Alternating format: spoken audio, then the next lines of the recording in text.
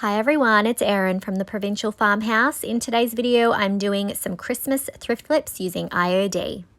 For my first project, I'm going to be creating a sign. I'm going to be using Dixie Belle's Fluff chalk mineral paint, and I'm going to be painting over the top of this wooden framed blank that I got from an online craft store. I know this technically isn't a thrift flip, but I have been wanting to use the IOD hot cocoa transfer for some time, and I couldn't find anything thrifted that was the right size, so we're going with this today. So I'm going to give this entire piece one coat of that lovely fluff color. Remember, you can find a full product list in the description below, and most of these products on our website, theprovincialfarmhouse.com.au.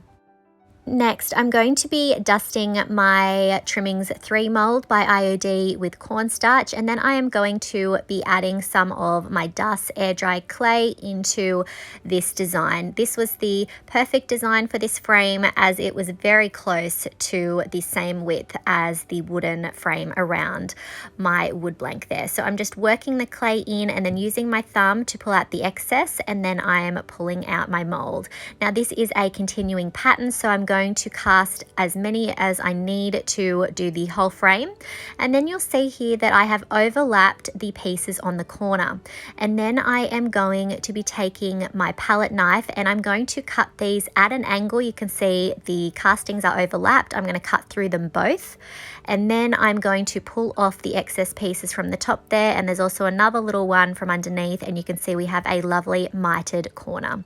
I'm going to be repeating the same process for each of the corners. This is just a much tidier look.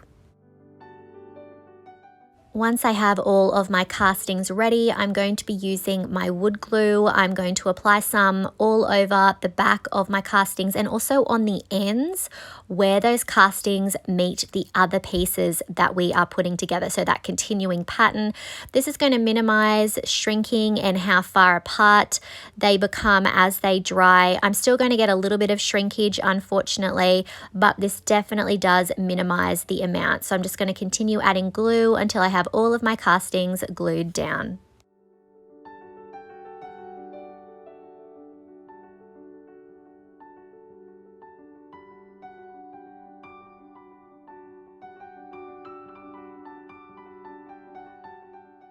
Unfortunately, the next day when I came back, I could see that I did have some gaps where my castings were supposed to meet up and continue, but this is pretty easily fixed. I'm going to grab some more of my air dry clay and I'm going to gently work that clay into the gap that's been created, and this is going to disguise that gap. It's not going to be as obvious.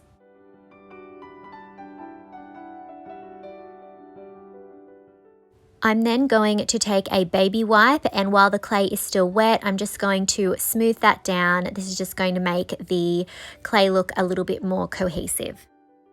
After several hours, I then came in with some more of Dixie Belle's Fluff chalk mineral paint, and I went over the entire sign again with one coat, and I can already see that our little patch job that we had to do on those gaps is definitely working to disguise those gaps. When my paint has completely dried, I'm going to grab my Candy Cane Cottage Transfer by IOD. This was from their holiday release this year, and I'm finally going to get to use this hot cocoa sign. Now, it was a little bit small for the sign that I created, so I'm going to cut it apart and make it fit. So you can see I've cut out the top border here. I'm going to cut it off center and I'm going to position my corner piece, and then I'm going to cut another section from the center and have that a little bit away, so a little bit of a gap between them, so it sort of looks like a faded sign that's missing parts, if that makes sense. And then I'm going to cut out the old-fashioned text and position that. I'm then going to grab that hot cocoa text and space that out a little bit further. And then I'm going to grab some more pieces of that border that goes around the outside, and again I am leaving little gaps so that we can extend that design a little bit more, and I'm going to keep cutting until I am happy with the design layout. So as you can see, you can definitely cut apart these transfers to make them fit whatever project you have. So definitely keep an open mind when you're thinking of how you're going to lay out your transfers. Next, I'm going to start actually transferring them down. So I'm going to peel off the backing, position it where I want it to go, and then I'm going to use the transfer tool to rub at the design. Then I'm going to pick a corner of that plastic and I'm going to start lifting it away as I rub, and I can see that my transfer is releasing. And I'm just going to continue to do that until I have all of my transfer pieces down.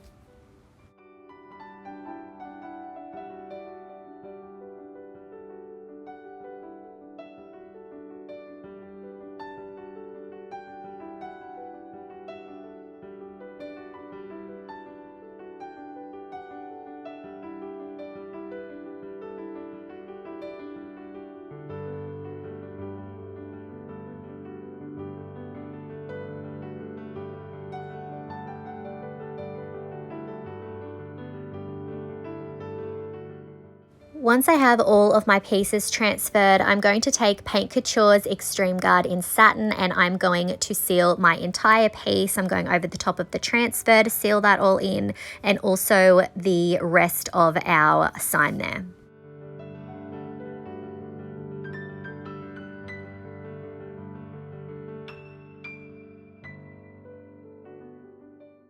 When the clear coat has completely dried, I'm going to take Paint Couture's Van Dyke Brown Glaze and I'm going to work it into the details of our mold castings. I really love the details in the Trimmings 3 design here, and then I'm using a wet wipe to wipe back some of that excess so that the glaze sits down in the details. If you don't have access to this particular glaze, you could definitely use a dark antiquing wax for this step instead, or perhaps a paint wash. Just remember to put down a clear wax first or some sort of a clear coat first so that you're able to wipe back as much or as little as you would like.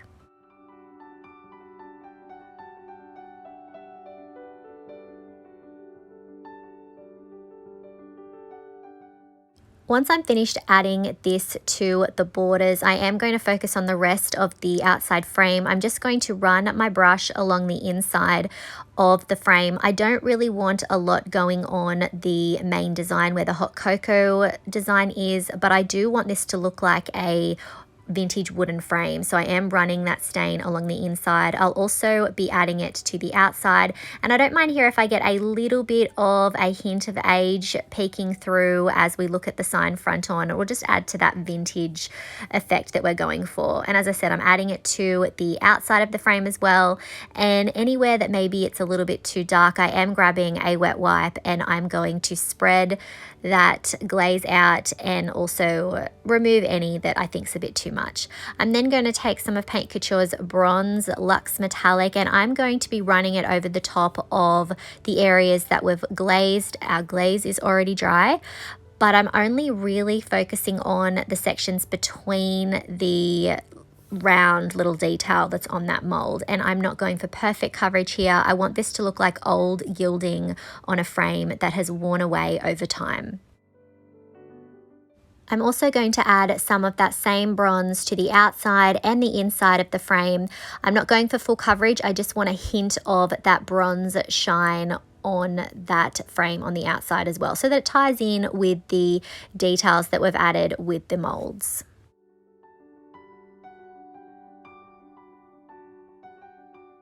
And here's a look at our finished hot cocoa sign.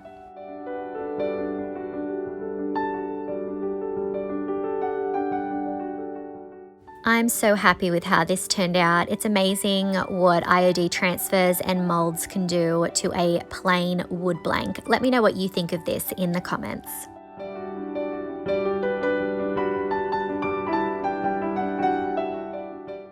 For my next project, I'm going to be using this little cream jug, and I'm going to be using Paint Couture's 2-in-1 primer in white. I'm just dabbing that on over the entire outside. I'm dabbing it on so that I don't get any brush strokes. This is going to prime this shiny surface so that I can add a little bit of paint and then do some stamping.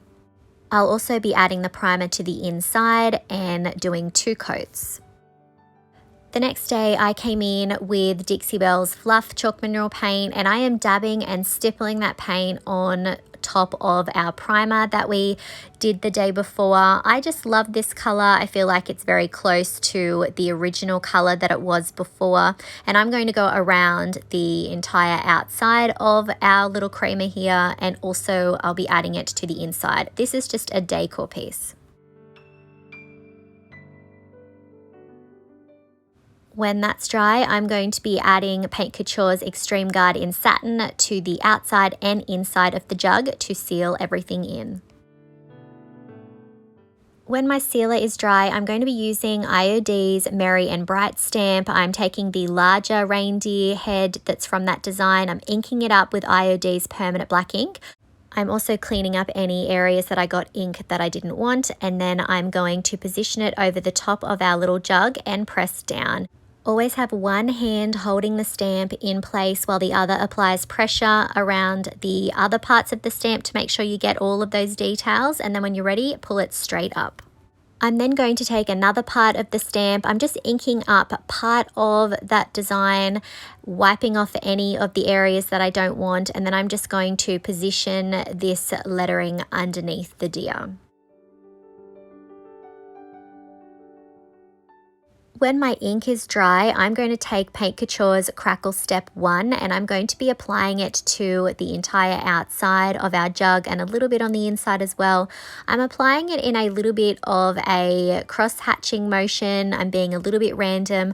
I find that this gives me a more authentic looking crackle as opposed to that sort of alligator skin pattern that happens when you just brush it on. I'm then letting that dry for about an hour and coming in with Crackle Step 2, and I'm just repeating the same process. Make sure you're using a light hand so that you don't disturb Crackle Step 1 that's sitting underneath.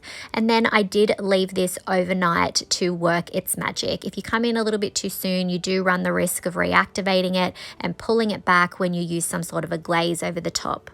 The next day, I came in with Paint Couture's Van Dyke Brown Glaze, and I'm applying it over the top of our crackle, and then I'm going to be using a wet wipe and a paper towel to wipe back the excess. And I am loving the age that this is bringing. The cracks that I have managed to create with this product are quite authentic looking, and it will be up to you if you're going to do this, how much of that glaze you wipe back and how much you leave there. So I am not worried if I wipe back a little bit too much. I can always go back in and add some more. I don't want this to be a uniform look. I do want there to be areas without crackle. I just feel like if you apply it to the whole design, it's more authentic and you can just pick and choose where you want those cracks to show. I'm especially focusing on areas where I think it would naturally occur, like the handle and the spout and around the base.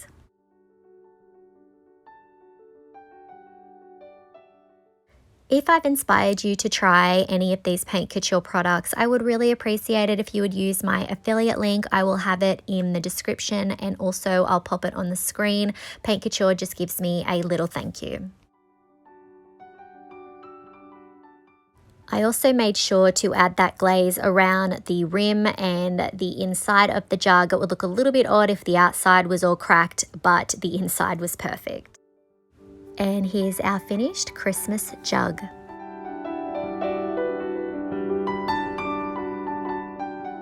I think this turned out really sweet. I added a little red velvet ribbon, but you could definitely add one of those bottle brush trees. Let me know what you think of this in the comments.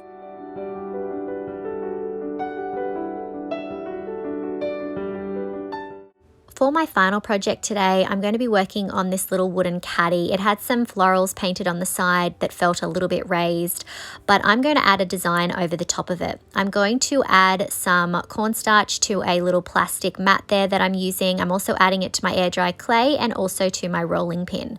I'm then going to be pulling that clay out into a shape that I want. It's going to have to be sort of like a very long rectangle to go on that box, and then I'm also going to be using my rolling pin to roll it out. Once I have the length and thickness that I want, I'm going to position it on the area of the caddy where I want it to go, and then I'm going to start breaking off the excess clay and putting it in areas where maybe there isn't quite enough clay, and I'm just molding it to the surface to cover that particular section. We are going to be doing some impressions with stamps today, so I don't want the clay to be too thick, and I'm just making sure that I'm going around the edge and getting a nice clean edge so that it still looks tidy.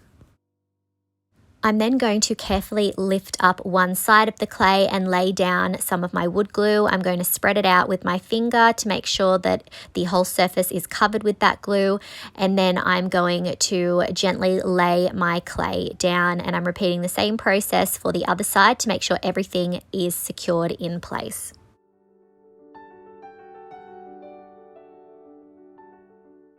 Next, I'm going to be using IOD's Winter Adornment Stamp. This is from their holiday release this year, and I'm just going to carefully press that stamp into my wet clay. And you can see I do get a lovely impression. It's not all going to be really defined. There are going to be areas that are fainter than others, but we're just going for a hint of that winter foliage along the edge here. After finishing this side, I did let my clay dry overnight before I moved on to working on the other side. The next day, I repeated the same process. I rolled out the clay and glued it down, and now I am stamping some more of the winter adornment stamps into my clay.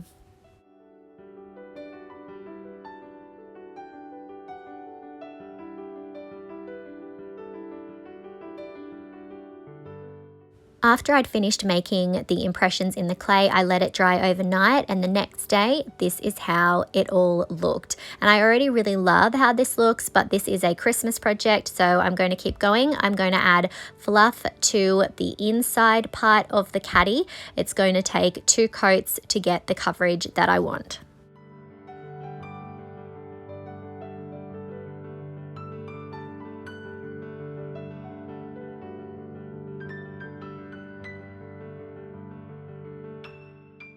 When my 2 coats of fluff on the inside are dry, I'm going to be using Belle's Juniper chalk mineral paint, and I'm going to be applying it to the outside of our caddy and also on the little lip that runs around the outside of the caddy as well. And I'm just working that paint into the details that we created with our impressions, but I don't want that paint to pool and sort of disguise the details that we created. So I'm being very careful to get a nice even coat of paint here, and it is going to take 2 coats to get the coverage that I want. I just wanted to take a quick moment to tell you guys, if you haven't heard already, I have a Facebook group that I would love for you to join. You can come and share your projects, interact with other creatives, and I'm there to help you out with any craft questions that you might have. I will pop the link to that group in the comments, and I hope to see you there. Once I'm finished adding the juniper to the outside, I'm going to carefully go around the edge of the caddy and add that same beautiful green around the outside.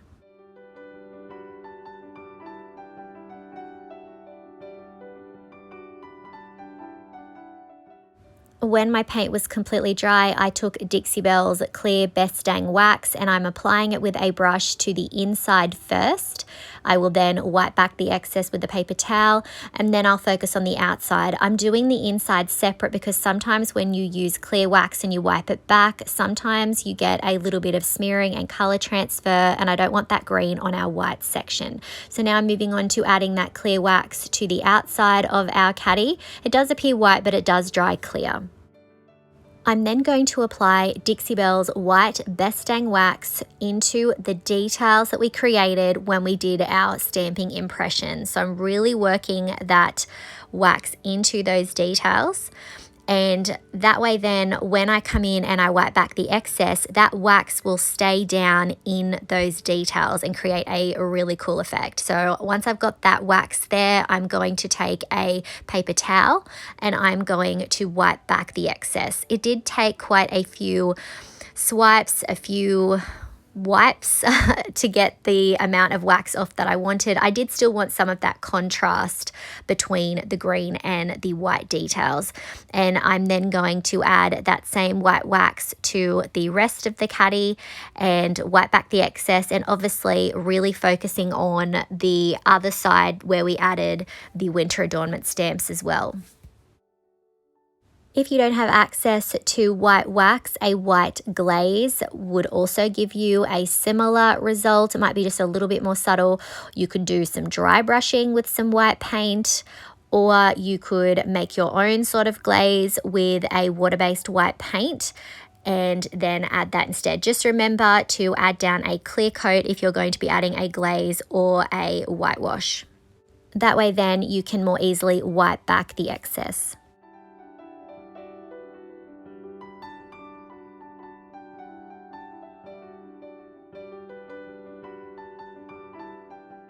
Once I'd finished with the white wax, I grabbed my brown wax brush. I didn't add any extra wax, and I am going over the top of the sections that we painted in Fluff. I just wanted a hint of age here. I felt like the Fluff looked too brand new, too perfect, given the vintage look that we had going on the outside. So I'm just adding a little bit of this and then wiping back the excess. And here's our finished Christmas caddy.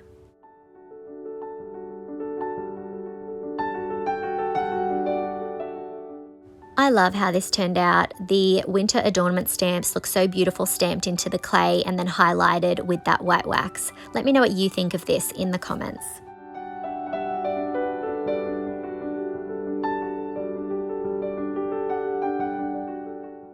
I really hope that you enjoyed today's video and that it's inspired you to take some of your thrifted finds and give them a festive makeover using IOD. Let me know if you had a favorite project from today.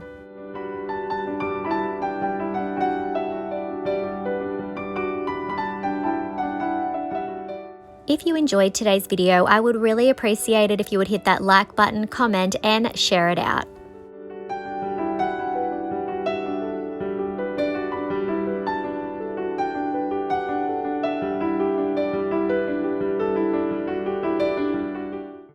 If you haven't already, I would love it if you would hit that subscribe button and the notification bell so that you don't miss out on any of our videos. You can find the products used today on our website, theprovincialfarmhouse.com.au.